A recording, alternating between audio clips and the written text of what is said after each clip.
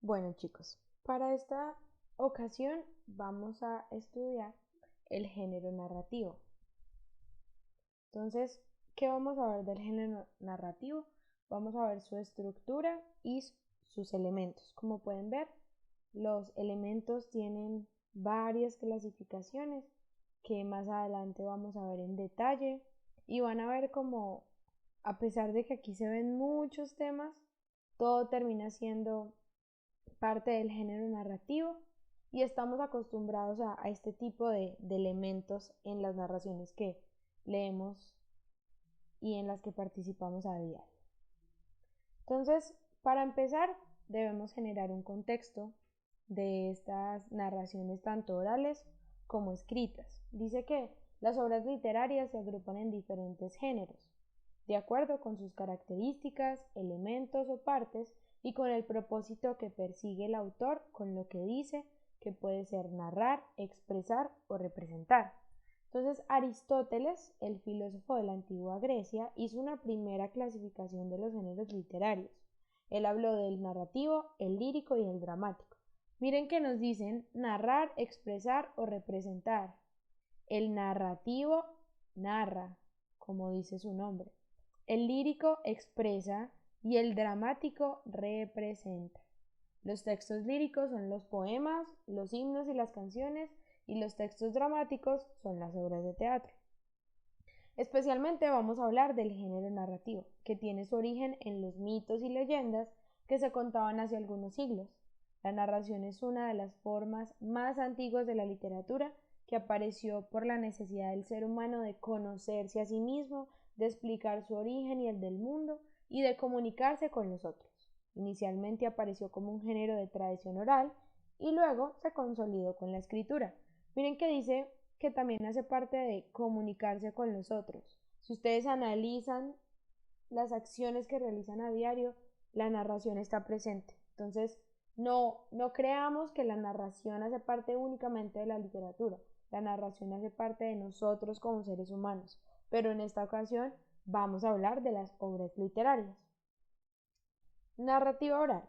Entonces, hablando un poco del contexto, en la antigua Grecia habían poetas que transmitían las historias por narración oral, ¿cierto? Es decir, que ellos las contaban de memoria y esas historias eran difundidas de generación en generación. A esas personas se les llamaban aedos o rapsodas, es decir, tejedores de canto. Los aedos adornaban sus historias con palabras y con música. Y lo que ellos contaban eran las hazañas de los héroes, a las cuales se les llamó epopeyas. En Europa, durante la Edad Media, una época en la que las narraciones, los textos literarios, se transmitían por vía oral. Y de esta manera surgieron dos artistas que llevaban esa tarea, los juglares y los trovadores. Ellos eran invitados a los festejos de los nobles y los reyes y ambientaban ese tipo de espacios. Además, los trovadores eran autores y compositores que pertenecían a la nobleza. Igualmente, el tema principal de sus historias eran las hazañas de los héroes. En el caso de la cultura vikinga, fueron los escaldos, los poetas guerreros, que tenían esa función de enaltecer los triunfos de los monarcas en las batallas. Ellos no tenían un papel tan literario como los aedos, sino que se encargaban más de recopilar las historias y contar tal cual como sucedieron. Y en América del Sur fueron los indígenas los que contaban la mayoría de las historias, y sus historias trataban de temas como los dioses y la creación del universo, los seres humanos, los animales y de todo lo que existe.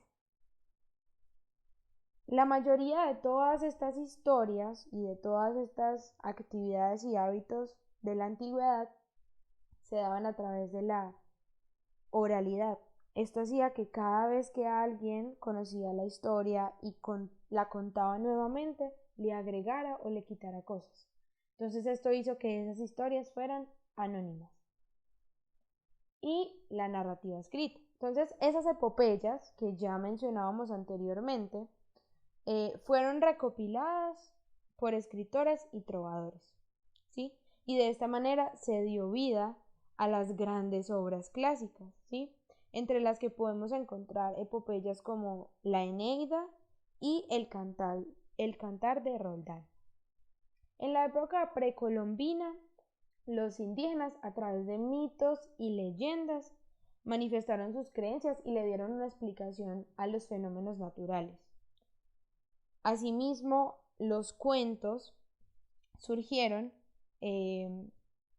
como parte de la narrativa antigua en diferentes culturas, ¿sí? Entre los clásicos cuentos encontramos Alicia en el País de las Maravillas, Las Mil y Una Noches, La Bella Durmiente, La Caperucita Roja, entre otros. Y las fábulas, en las cuales encontramos características de los humanos en animales, buscaban reflejar valores. Y esas narraciones surgen en la India, pero se difunden en Europa. Finalmente, en el Renacimiento aparece la novela, gracias a la obra de Don Quijote de la Mancha, que le dio paso a otras novelas con diversas temáticas. Bueno, entonces nos vamos a centrar en el género narrativo. Vamos a hablar de sus características, sus elementos y su estructura. Entonces empecemos con las características.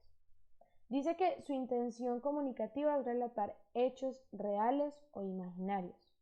Los reales sucedieron en algún momento, los fantásticos surgen en la imaginación del autor, ¿sí? Esa palabra relatar es clave. Relatar, contar, narrar. De eso se encarga el género narrativo. Su escritura está en prosa, es decir, en párrafos sin rima. Tiene líneas argumentales, es decir, que los hechos o acciones pueden encadenarse. Entonces, en el caso del cuento, se encadenan a una sucesión, ¿sí? Mientras que en la novela se entrelazan con los personajes y sus acciones. Es de carácter subjetivo, dado que el autor presenta su punto de vista y sus sentimientos. La historia es contada por un narrador que podría ser protagonista, testigo o externo, y él presenta los detalles y nos cuenta qué fue lo que ocurrió o ocurrirá. Se vale de algunas técnicas narrativas como el diálogo y la descripción para lograr que el lector se apropie de la historia y se involucre en ella. Cuando nos describen los lugares nos podemos ubicar donde ocurre la historia, y cuando también nos dan características de los personajes comprendemos más por qué hacen lo que hacen. Asimismo, el género narrativo presenta una estructura. Dice que una narración está organizada en 3 grandes partes. Esto lo hemos visto creo que muchas veces, y es que el género narrativo tiene un nudo, un inicio y un desenlace. Entonces, en el inicio, ¿qué sucede? El autor presenta una situación inicial, introduce a los personajes y los ubica en un tiempo y un lugar determinado. Siempre que ocurra eso en la historia, es el inicio. En el nudo o en el conflicto, los personajes terminan envueltos en una situación que genera dificultad, y también se le puede llamar clímax, dado que es el momento más tenso, ¿sí? Donde se altera lo que había al principio. Y en el desenlace, pues se resuelve esa situación, ese conflicto, y puede ser feliz o trágico, y también puede ser abierto, es decir, que podría continuar o podría cerrarse en ese final. Bueno, los elementos del género narrativo. Entonces, los textos narrativos tienen elementos que se entrelazan para darle vida al relato, ¿sí?